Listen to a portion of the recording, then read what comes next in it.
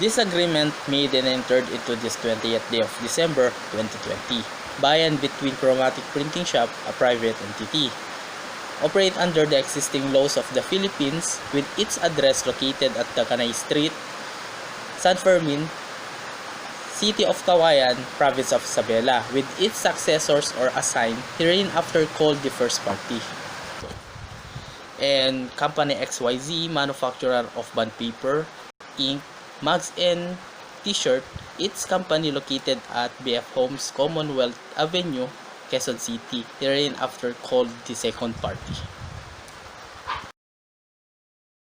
The Section 1 of Master Service Agreement of our business is the scope of services. Page 1.1 Services. The secondary party agrees to provide bond paper, ink, mugs, and t-shirt as described above.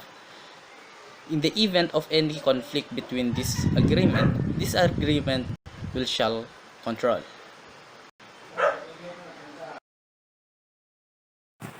One point two. Conduct of service. All materials listed above shall be delivered to the first party as scheduled and in a professional manner consistent with industry standards. Method of performing services. The second party shall have the right to determine the method, details, and means of delivering the product to the first party. First party shall be entitled to exercise general power and the right to inspect the goods and the right to propose modification to the method of delivery. Scheduling. The second party will use its best effort to accommodate delivery schedule requests of the first party. Reporting. The first party and the second party shall develop appropriate administrative procedure for coordinating with each other. The first party shall periodically provide the second party with reports of the second party delivery performance. Place of work. Second party will enter into an agreement with the first party at the first party's premises except when such projects or tasks require the first party to utilize the second party's facilities or to travel off-site. Future services. Second party agrees to make its delivery of goods available when and to the extent requested by the first party to complete or provide the material needs of the first party pursuant to this agreement. Unless otherwise agreed, such services shall be made available at the second party's actual cost, otherwise applicable to the cost provided to the first party pursuant to this agreement, plus reasonable and actual cost of materials in providing such services at times and places that are mutually reasonable and convenient.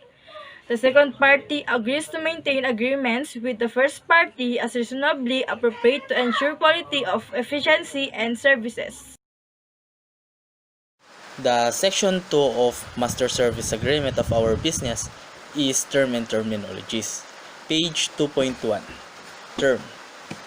The term of this agreement shall commence on the date set forth above and shall continue for a minimum period of 1 year, and thereafter for so long as the first party seeks or obtains services from the second party. 2.2. Termination. This agreement may be terminated by either party upon written notice without cause. The second party agrees that each and every agreement shall be terminable, not for cause, to include the provision under curable default. Curable default. All warranties expressed or implied shall ensure to the benefit of the first party, its successor, and assigned.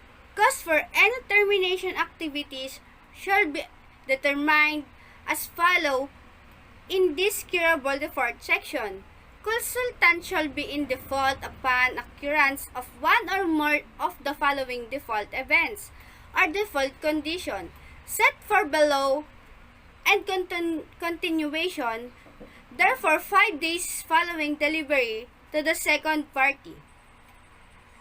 A notice from the first party to cure such event or condition, provided that if such event or condition is susceptible of cure but cannot reasonably be cured within such 5 days period.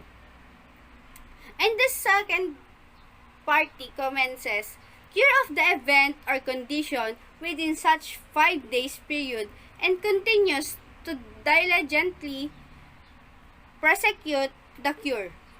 Then, the second party shall have reasonable period of times, not exceeding 15 days to complete the cure. Default events and default condition, any breach of the terms and condition of this agreement. B. Failure to perform approved delivery under this agreement or significant delay or discontinuance of performance of approved delivery of good except as caused by force major events. C. Lack of financial responsibility for loss or damage to the first. Section 3. Fees, expenses, and payment. 3.1. Fees. In consideration of the services to be performed by the second party shall be entitled to compensation as described in the SOW. Unless the subject of a bona fide dispute, all compensation shall be paid to the second party within 30 days after receipt on the second party's invoice. The second party may assign its right to receive payments, in whole or in part, to a third party with 30 days advance notice to the first party. Reimbursement of expenses. In addition to the foregoing and subject to the first party's policies on reimbursable expenses, first party shall pay the second party its actual out-of-the-pocket expenses as reasonably incurred by the second party in furtherance of its performance hereunder. Second party agrees to provide first party shall receive ledgers and other record as may be reasonably appropriate for the first party to verify the amount and the nature of any such expenses, unless the subject of the bona fide dispute expenses shall be reimbursed within 15 days after receipt of the second party's invoice. Section 4. Responsibilities of secondary party for taxes and other matters. Taxes. As an independent manufacturer, the secondary party shall pay and report all income tax to BIR. Confidentiality. The mutual confidentiality and non-disclosure agreement is hereby comparated by reference. The Section 6 of Master Service Agreement of our business is assurances. Page 6.1, no recruiting. During the term of this agreement and for a period of 1 year thereafter, second party shall not knowingly solicit, entice, or persuade any employees of the first party to terminate their employment with the first party or hire any such employees. Section 7 Miscellaneous. 7.1. Force majeure.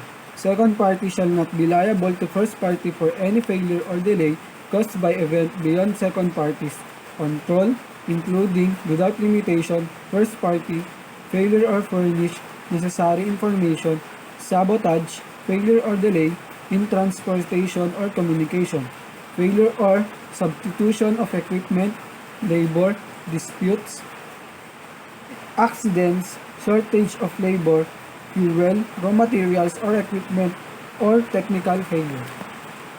Thank you. Governing law. This agreement shall be governed and construed in all respects in accordance with the laws of the Philippines. 7.3 Notices. All notices required or permitted hereunder shall be in writing addresses to the respective parties as set forth herein, unless another addresses shall have been designated. and shall be delivered by hand or registered or certified mail. Postage prepaid. Entire agreement. These agreements constitute the entire agreement of the parties hereto and supersede all the prior representation, proposal, discussion, and communication, whether oral or in writing. This agreement may be modified only in writing and shall be enforceable in accordance with the terms when signed by the parties so to be bound. Indemnification. First party shall defend, indemnify, and hold harmless from and against all claims, liability, losses, damages, and expenses, including attorney's fees and court costs, arising from or in connection with the intentional or negligent acts or omission of the second party arising under the agreement or in any way related to performance hereof. The second party shall provide the first party with indemnification as may be reasonably required the first party and in a form reasonably satisfactory to the first party. The obligation of the indemnification extended by the second party to second party shall survive termination or expiration of this agreement. In no event shall either party be liable to the other for payment of any special, incidental, direct, or consequential damage, even if the other party has been informed in advance of the possibility of such damage.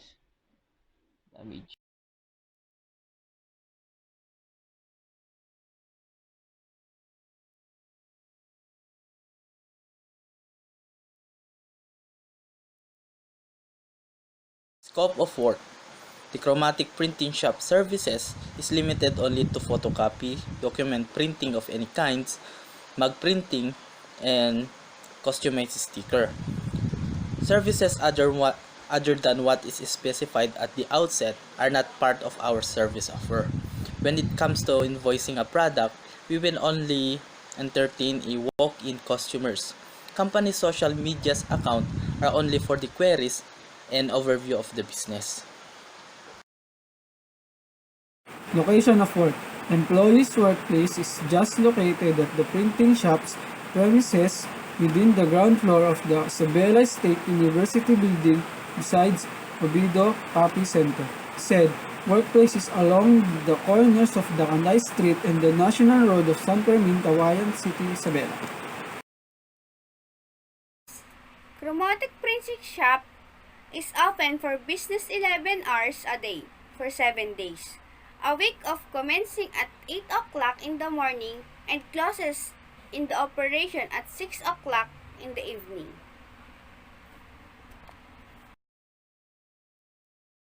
4. Applicable standard. Applicant's specific standard must be at least computer literate, motivated, and willing to learn. Acceptance of criteria. Customer satisfaction is acquired through personality development and best practices.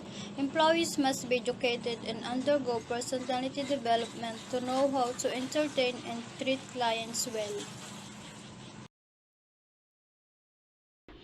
Special requirements. Employees' special requirements must be computer literate or a graduate of any four-year college course or a recipient of TESDA certificate of trainings related to computer operation.